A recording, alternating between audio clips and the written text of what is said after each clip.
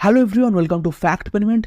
देखिए, Narendra Modi ji recently Brazil पर land कर चुका है G20 समिट को अटेंड करने के लिए। ठीक है, इस बार की G20 summit Rio de Janeiro में ब्राजील होस्ट करने वाला है। आपको पता है अगली बार का जो G20 समिट था वो इंडिया ने होस्ट किया था, एंड इस बार नवंबर 18 से नवंबर 19 तक G20 समिट को ब्राजील होस्ट करने वाला है।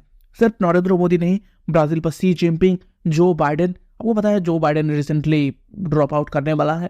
उससे पहले अभी तक प्रेसिडेंट है जो बाइडेन, क्योंकि 2025 से पहले तक जो बाइडेन ही अमेरिका का प्रेसिडेंट रहेगा। तो जो बाइडेन सभी जो बड़े बड़े वर्ल्ड लीडर है सब आके पहुंच चुका है रियो डी जेनेरियो में G20 का समिट अटेंड करने के लिए। ठीक है, आप देख सकते हो 2 मंथ्स पहले मैंने एक वीडियो बनाया था जहां पर ब्राजील का फॉरेन मिनिस्टर मिस्टर विएरा ने इंडिया आया था, एंड अगस्त के महीने पर मिस्टर जयशंकर के साथ मीटअप किया था, एंड पीएम मोदी को G20 समिट के लिए इनवाइट भी किया था। ठीक है, आप उस वीडियो पर जाके देख सकते हो। ठीक है, वहां पर मैंने ब्राजील का जियोपॉलिटिक्स, इंडिया ब्राजील का बायलैटरल रिलेशनशिप का जियोपॉलिटिक्स डिटेल में समझाया था। आपका लिंक डिस्क्रिप्शन में मिल जाएगा। ठीक है, एंड उसके साथ अगर आपको G20 समिट के बारे में ब्रीफली जानना है, G20 समिट क्या है, किस तरीके से इसका शुरुआत हुआ था, ठीक है, इन सारी चीजों को एकदम हाई लेवल पर डिटेल्स में यूपीएससी लेवल पर जानना है, तो उसके लिए भी मेरे चैनल पे एक वीडियो है, आप देख सकते हो इस वीडियो को। मैं इसका लिंक भी डिस्क्रिप्शन में डाल दूंगा। ठीक है, अब टॉपिक में वापस आते हैं। देखिए, आप सबको पता है नरेंद्र मोदी जी ने इससे पहले नाइजीरिया विजिट में गया था। ठीक है, एंड नाइजीरिया से डायरेक्ट ब्राजील आया है।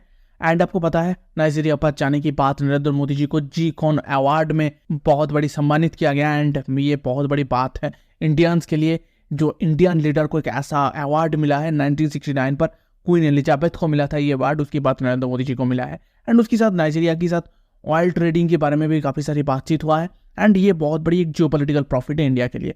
अब उसकी बात नरेंद्र मोदी जी आया है ब्राज़ील में, एंड आपको समझना पड़ेगा ब्राज़ील में आना, G20 समिट अटेंड करना, ठीक है, इन सब का पीछे इंडिया का एक बहुत बड़ी क्रूशियल जियोपॉलिटिकल गेम है। एंड वो क्या है, हमारे लिए ब्राज़ील क्यों इतना इंपॉर्टेंट है, और ब्राज़ील के साथ रिलेशनशिप अच्छे करने के लिए Indian prime minister mister Narendra Modi ji इतना ज़्यादा एक्साइटेड क्यों है, क्या है इंडिया का फॉरेन स्ट्रैटेजी, एंड क्या है इंडिया का जियोपॉलिटिकल गेम इस सिचुएशन पर। अभी देखिए, डायरेक्ट जियोपॉलिटिकल डिस्कशंस पर आते हैं।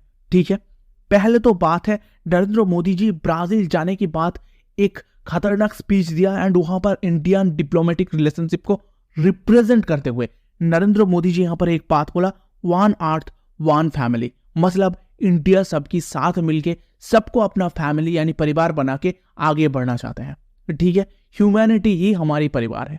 इस बात नरेंद्र मोदी जी ने पहले ही ब्राज़ील में जाके बोल दिया। ठीक है, आप यहां पर जियोपॉलिटिक्स किस तरीके से काम कर रहे हैं इसको समझिए। पहले इस ट्रायंगल को देखिए। ठीक है, देखिए इस ट्रायंगल का सबसे अपर में बैठा है चाइना, एंड दोनों तरफ बैठा है ब्राज़ील एंड इंडिया, एंड ये ही जियोपॉलिटिकल मैटर है। ठीक है, ये ट्रायंगल जो आप देख रहे हो यही सबसे बड़ा जियोपॉलिटिकल गेम है इंडिया के लिए। अब देखो, नो डाउट जो लैटिन अमेरिका है वो एक बहुत बड़ी मार्केट है इन फ्यूचर, एंड इंडिया इस मार्केट को एक्सप्लोर करना चाहते हैं, मगर यहां पर एक ब्रेक थ्रू है। आप इस ट्रायंगल का एक बात समझने का कोशिश कीजिए। देखिए, यहां पर बेस पे जो बैठा है ब्राज़ील एंड इंडिया, इंडिया भी एक डेवलपिंग इकोनॉमी है, ब्राज़ील भी एक डेवलपिंग इकोनॉमी है। ठीक है, मगर चाइना एक डेवलप्ड इकोनॉमी है, मतलब चाइना का इकोनॉमी काफी हद तक डेवलप हो चुका है। ठीक है, अब देखो चाइना से धीरे धीरे जो चाइनीज कंपनी है वो इंडियन मार्केट को एक्सप्लोर करना चाहते हैं, क्योंकि अभी के टाइम पे इंडियन जीडीपी ग्रोथ हो रहा है। इंडिया पूरी दुनिया के इंडेक्स में वर्ल्ड का 3rd सुपर पावर है। ठीक है, तो चाइनीज बहुत सारी कंपनी चाह रहा है इंडिया के पास एक इतना बड़ा मार्केट है, तो उस मार्केट को जितना हो सके उतना एक्सप्लोर करना। ठीक है, मगर यहां पर चाइना ये नहीं चाहते। देखो, अगर इंडिया पर चाइनीज कंपनी आते हैं, चाइनीज कंपनी इंडिया पर आके अच्छे अपॉर्चुनिटीज देखते हैं। ठीक है, इंडिया अपना जो टैक्स सिस्टम है उसको पूरी तरीके से सुधार लेते हैं। ठीक है, एंड इंडिया के पास एक सिक्योरिटी सिस्टम रहता है, जो आप यहां पर बिजनेस करने आ रहे हो एंड इंडिया आपको सिक्योरिटी देंगे, एंड वो है भी इंडिया के पास अभी के टाइम पे। ठीक है, क्योंकि ऐसा ही 3rd सुपर पावर नहीं बन गया इंडिया। तो एक बात समझो, चाइना की अभी के टाइम पे डिक्टेटरशिप बहुत बड़ी प्रॉब्लमेटिक्स है। ठीक है, तो चाइना पर डिक्टेटरशिप है, फ्रीडम नहीं है, बात करने का फ्रीडम भी नहीं है, कुछ नहीं है चाइना पर। इसी माहौल पर जाके एक इन्वेस्टर बिजनेस करेगा, या इंडिया जैसा एक जगह जहां पर बहुत सारी फ्रीडम है आपको, ठीक है, मार्केट को एक्सप्लोर करने के लिए, इसी जगह में आके इन्वेस्टर्स इन्वेस्ट करेगा, ठीक है। मतलब इंडिया एक अच्छे ऑप्शन बन जाएगा इन फ्यूचर चाइना से, जहां पर आके बहुत सारी foreign investors and Chinese investors आके बिजनेस करना चाहेगा, ठीक है। एंड इससे क्या होगा, चाइना के पास एक इकोनॉमिकल कॉम्पिटिटर बन जाएगा, ठीक है। अभी के टाइम पे इंडियन इकोनॉमी चाइनीज इकोनॉमी को टक्कर नहीं दे सकती, ये बात क्लियर है, ठीक है। इंडिया ग्रोथ हो रहा है धीरे धीरे, मगर ये बात आप कह नहीं सकते हो जो चाइनीज इकोनॉमी को डायरेक्ट इंडियन इकोनॉमी टक्कर दे सकते हैं, ये बात आप क्लियरली नहीं कह सकते हो। मगर इंडिया जिस तरीके से ग्रोथ हो रहा है, जिस तरीके से जीडीपी ग्रोथ हो रहा है, इससे एक बात तो आप कह सकते हो, इन फ्यूचर शायद आज से 10 साल 20 साल बाद इंडिया के पास उतना ताकत मिल जाए जिससे इंडिया चाइना को एक इकोनॉमिकल टक्कर दे सकते हैं, क्योंकि तब इकोनॉमी और भी ज्यादा पावरफुल बन जाएगा एंड इंडिया के पास और भी ज्यादा अपॉर्चुनिटीज होगा इन्वेस्टर्स के लिए। एंड चाइना ये नहीं चाहते हैं। तो चाइना क्या कर रहा है, चाइना कर रहा है तो देखो, आपको मार्केट एक्सप्लोर करना है तो आप ब्राजील में जाओ, ब्राजील भी एक डेवलपिंग इकोनॉमी है, चाइनीज गवर्नमेंट ये कह रहा है इन्वेस्टर्स को, ठीक है। तो वो लोग क्या कर रहे हैं, ब्राजील को इन्वेस्टर्स के सामने एक ऑप्शन की तरह दिखा रहा है। देखो हमारे साथ ब्राजील का रिलेशनशिप भी अच्छा है, अब ब्राजील में बहुत सारी डेवलप भी हो रहा है, तो आप ब्राजील में जाके मार्केट एक्सप्लोर कीजिए, इंडिया पे नहीं, ठीक है। ऐसा चाइना का विजन है। अब इंडिया यहां पर क्या कर रहा है, इंडिया बोल रहा है देखो ब्राजील तो हमारा दोस्त है एंड रिसेंटली चाइना के साथ इंडिया की रिलेशनशिप अच्छे बनते जा रहा है, ठीक है। आपको पता है नरेंद्र मोदी जी एंड सी जिनपिंग का हैंडशेक, ठीक है, उस सीन तो सबको पता है। तो इंडिया कह रहा है ब्राजील के साथ तो हमारा रिलेशनशिप अच्छा है, ठीक है, आप मेरा दोस्त के साथ जा रहे हो, दोस्त के पास जा रहे हो, कोई बात नहीं, आप जा सकते हो, साथ में हमें भी एक बार एक्सप्लोर कर लीजिए। तो यहाँ पर एक मेंटालिटी, वही बात जो मैंने कहा था पहले में, वन अर्थ वन फैमिली, वही डिप्लोमेटिक क्राइटेरिया। मतलब चाइना यहाँ पर डायरेक्ट तो पुश नहीं कर सकते, इनडायरेक्टली पुश करेगा, जो देखो आप इंडिया पर ना जाके ब्राजील जाओ, ठीक है। तो ब्राजील में आने की बात इन्वेस्टर सोचेंगे चाइना के साथ इंडिया की रिलेशनशिप अच्छा है, ब्राजील के साथ इंडिया की रिलेशनशिप अच्छा है, तो हम इंडिया को भी क्यों ना एक्सप्लोर करें, ठीक है। मतलब इंडिया की जो अपॉर्चुनिटी है वो बढ़ते ही जा रहा है। मतलब ये जो चाइना का गेम था जो इंडिया पर आके एक्सप्लोर करने को रोक के ब्राजील में जाके इन्वेस्टर को एक्सप्लोर करने देते हैं, ठीक है, ये गेम स्ट्रैटेजी का एक काउंटर स्ट्रैटेजी है। इंडिया चाइना के साथ भी रिलेशनशिप अच्छा बना रहा है, इंडिया ब्राजील के साथ भी रिलेशनशिप अच्छा बना रहा है, एंड इंडिया चाइना रिलेशनशिप अच्छे होने का और भी बहुत सारे रीजन है, मगर यहाँ पर एक काउंटर गेम स्ट्रैटेजी है यहाँ पर, ठीक है। और Brazil 7th most populated country है, ठीक है, इंडिया के साथ $15 बिलियन का ट्रेड होता है अभी के टाइम पे, जहां पर चाइना के साथ ब्राजील का ट्रेड होता है $181.5 बिलियन का, ठीक है, मतलब बहुत हाई अमाउंट पर है। एंड इंडिया डायरेक्टली ब्राजील का मार्केट को एक्सप्लोर करना चाहते हैं एंड बहुत सारे इंडियन इन्वेस्टर्स अभी के टाइम पे बाहर में आ रहा है, बाहर की मार्केट एक्सप्लोर कर रहा है, अफ्रीका में आया है इंडियन बहुत सारे इन्वेस्टर्स, जैसा नाइजीरिया पर बहुत सारी मराठी इन्वेस्टर्स है नाइजीरिया पर, एंड नाइजीरिया पर जो मराठी लैंग्वेज है इसको इंटरनेशनल लैंग्वेज घोषित कर दिया गया था, ठीक है।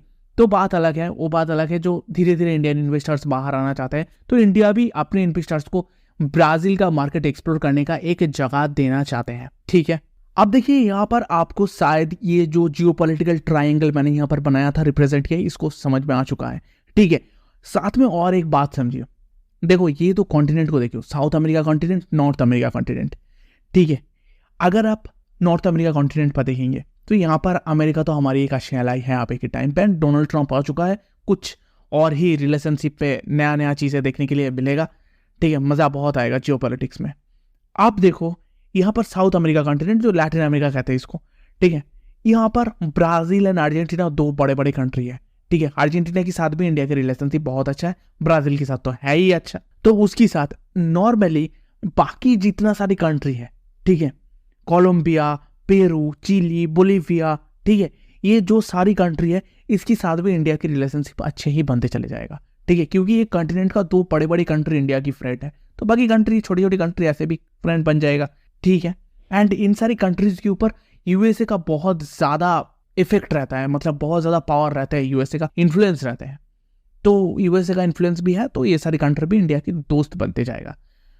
आप एक बात समझो, नॉर्थ अमेरिका साउथ अमेरिका पर इंडिया के ऑपोजिशन पे बोलने वाला कोई नहीं है, और सिर्फ एक है, वो है कनाडा में जस्टिन ट्रूडो का कंट्री एंड खालिस्तानी प्रोटेस्टर। मतलब पूरी दो कंटिनेंट, जो कंटिनेंट आपस में जुड़े हुए हैं, इन दोनों कंटिनेंट के बीच में एक कंट्री है एंड वहां पर एक ही गवर्नमेंट है, जस्टिन ट्रूडो का गवर्नमेंट, जो इंडिया की ऑपोजिशन में खालिस्तानी प्रोटेस्टर को सपोर्ट करते हैं। तो आप समझ सकते हो इस तरीके से इंडिया ने डायरेक्टली ब्राजील को यूज नहीं करा है, मगर इनडायरेक्टली इकोनॉमिकल सेक्टर पर, जियोपॉलिटिकल सेक्टर पर बहुत सारी जगह में ब्राजील को एज ए जियोपॉलिटिकल एलाई देख रहा है। एंड आपको जो मैंने लास्ट वाले बात बताया, कनाडा को अकेला कर देना, बीइंग अलोन टू कनाडा, ठीक है, तो उस पोजीशंस पर भी इंडिया इस G20 समिट को ज्वाइन कर रहा है, क्योंकि इंडिया G20 समिट को ज्वाइन करेगा तो वर्ल्ड लीडर इंडिया के साथ रिलेशनशिप अच्छी बनाने के लिए आएंगे। नरेंद्र मोदी जी हर जगह में जाके हैंडशेक करेगा, बड़े बड़े लीडर के साथ जाके हैंडशेक करेंगे। तो ये बात कनाडियन पीपल देखेंगे, जो साउथ अमेरिका, नॉर्थ अमेरिका, किसी भी जगह में, खुद अमेरिका, ठीक है, किसी भी जगह में इंडिया के ऑपोजिशन पे बोलने वाला एक भी कंट्री नहीं है, एक भी गवर्नमेंट नहीं है, एक भी लीडर्स नहीं है विदाउट जस्टिन ट्रूडो। तो लोग ऐसा ही जस्टिन ट्रूडो के ऑपोजिशन में आ जाएगा एंड जो खालिस्तानी प्रोटेस्टर इंडिया के ऑपोजिशन में बड़े कंपेनिंग बनाते हैं, ठीक है, ये लोग ऐसे ही एक कॉर्नर पे आ जाएगा। तो ये जो G20 समिट इंडिया अटेंड करने वाला है, या नरेंद्र मोदी जी 18-19 में अटेंड करने वाला है नवंबर में, तो ये बहुत ज़्यादा इंपॉर्टेंट है। एंड ब्राज़ील भी हमारे लिए जियोपॉलिटिकली इंपॉर्टेंट है, ब्राज़ील का मार्केट ज़रूरी है। एंड चाइनीज़ की वो जो बहुत ही क्रूशियल प्लान, जिसके बारे में मैंने इस ट्रायंगल पर आपको समझाया, इस प्लान को फेल्योर करने के लिए ब्राज़ील के साथ अच्छे रिलेशन रखना जियोपॉलिटिकली एंड डिप्लोमेटिकली इंडिया के लिए बहुत ज़्यादा प्रॉफिटेबल